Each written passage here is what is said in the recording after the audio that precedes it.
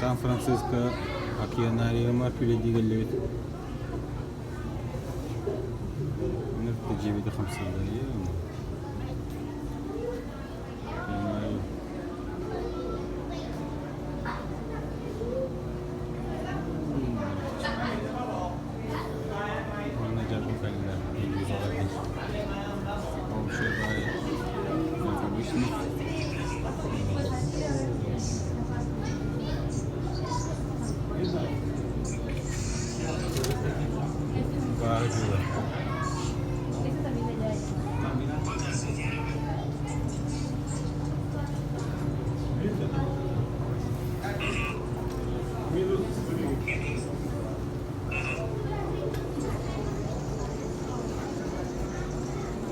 Вот пошли сюда, иди. Вот вы этим интересом были, иди сюда. Пока ловится, иди сюда, вот сюда иди, чтобы шарики показал им. Больше прощения. Я везде снимаю.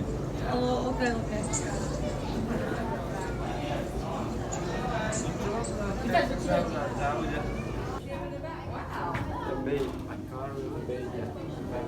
Океанариум. Balıklar stadyum. Ini nakulah bahirin kaki dah jauh.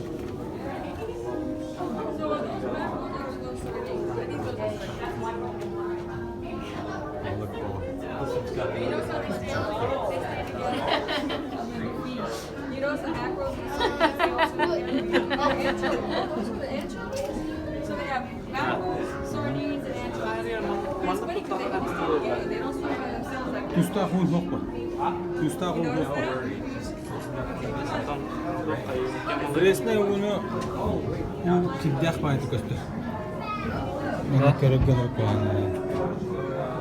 Bu tustah olmanı прозрачный baydı göster. Hiç ne uğraşka hep olagama kiddah baydı. Amma veriyor nağa. Kiddah. Bu ne bu? Amma da kiddah da. Hatta ras kaman sülüğünü uğraşka hamud ne bu? Bu doktorun baratan Suriyeliler evet. Tanlık balık, tas sasdağı, hası olarak. Şöyle informasyonunu. LL. That's your 7 yolk. Kırı. Hı? Dur orada. Astara boyda Allah. Astar bu. Bu tohada değil. Krevetka kurduk. Bu. Bu krevetkalar var onlar hem tükenemeyken. Wow. Ama bitti. Karakter krevetkaları bırakırlar hem. Bu kadar ya. Cavurlar. Cadal şariyatını istiyorlar. Fakat ben yakıp bilemek kıyımda oldu.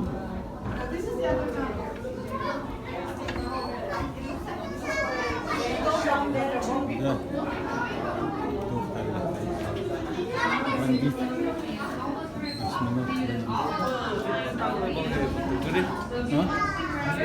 Kandı gara multikka var tadi bu balık. Mandık balık. Toqqa var tadi. Akvaryum kimden? Ariel'den balık. Ariel onun var tadi balık. Wolf Ewe. Buraya da ne olur? Karabalan. Wolf'tar balık. Ha? Wolf'tar balık. Balıkta. O uluhan değil. Bu karalara bu araya. Tam semestrede bir balık. Tunnel here. You might notice the animal is starting to get a little bit more excited. They're swimming around a little quicker.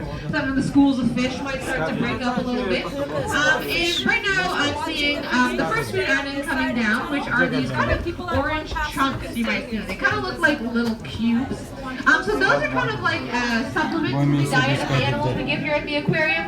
They do also get seafood like squid. I'm seeing some squid bits coming down, small chopped up fish like sardines or anchovies. But those orange chunks just kind of provide extra like grinded up other seafood that they might not be getting to make sure they're getting a nice well-rounded diet here at the aquarium. So you might see those orange chunks, some squid bits, maybe some small fish pieces today. They get kind of fed a variety of items throughout the week. But no matter what the food we are feeding them is, it is all sustainable seafood. So what does that mean? Sustainable seafood is seafood that is caught in a way that is not taking too much of an animal at once, and it's also not using fishing methods that are harmful to the ocean environment. So for example, there is a fishing method called bottom trawling, where you just drag a big net across the bottom of the seafloor, and then you pick what you want out of it, and the rest kind of just gets maybe discarded, or it might actually catch other animals and injure them, or kill them even by accident if those big nets or long lines. So those are all the types of fishing methods that sustainable seafood avoids to make sure that we're not harming the natural environment of a lot of these animals in the process of feeding them here in the aquarium. And sustainable seafood is something that you can support in your own life as well if you do like to eat seafood. We have seafood watch cards all around the aquarium. I have some in front of me here, and they also have an app. And this is a program put on by the Monterey Bay Aquarium. They essentially have done all the hard work for us, all of the research on what are the fisheries that are most sustainable and which ones should we avoid when we're eating seafood to make sure we are not supporting those harmful fishing practices. So if you haven't already picked up a card, I would highly recommend it. It's a very handy tool to help us make those decisions in our day-to-day lives. But you can download the Seafood Watch app. That's going to be the best way to get the most up-to-date recommendations because they do update it twice a year, so you can make sure that you are keeping up on all of the latest research. That's what the animals here are getting fed. Bay and off the California coast is pretty chilly. Does anybody know or want to guess the temperature of the water in the bay? Yeah. It's not quite that cold. It's not quite negative 50 degrees, but it is around like 54 degrees Fahrenheit. So to us, that seems really, really cold. And since these animals are cold-blooded, their bodies will match that cold temperature around them. And since that is really chilly, it kind of slows everything down in their bodies. The rate at which they digest their food is slower. Their metabolism, which is kind of the rate at which their whole body works, is slower. So they're very low energy. And they also don't have to worry about heating up their own bodies like we do, right? Warm-blooded animals like us have to eat a lot of food to fuel all of that energy we're spending just constantly heating ourselves up. So if you didn't have to do that, then you don't have to eat as much food.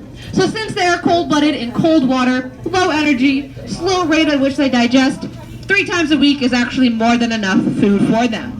But we will monitor how much they are eating because sometimes we might need to adjust it. Let's say if we go in one day and we see that there's a ton of food left over, that means maybe they actually don't need as much. And that could change with the seasons if they were out in the wild in the bay. Because as the water temperature changes, let's say it gets a few degrees hotter, then maybe the rate at which they digest their food is going to speed up a little bit, so then they might get a little more hungry. Another thing that might change out in the wild in terms of the amount of food they're eating, it really depends on the food web in the San Francisco Bay. The San Francisco Bay is what we call an estuary, where freshwater meets the ocean. And there's different levels of food that can come in through the 2 rivers that drain straight into the bay. So let's say, for example, one year, if there is a lot of fresh water coming into the bay, maybe it's going to bring all sorts of sediment and nutrients and other animals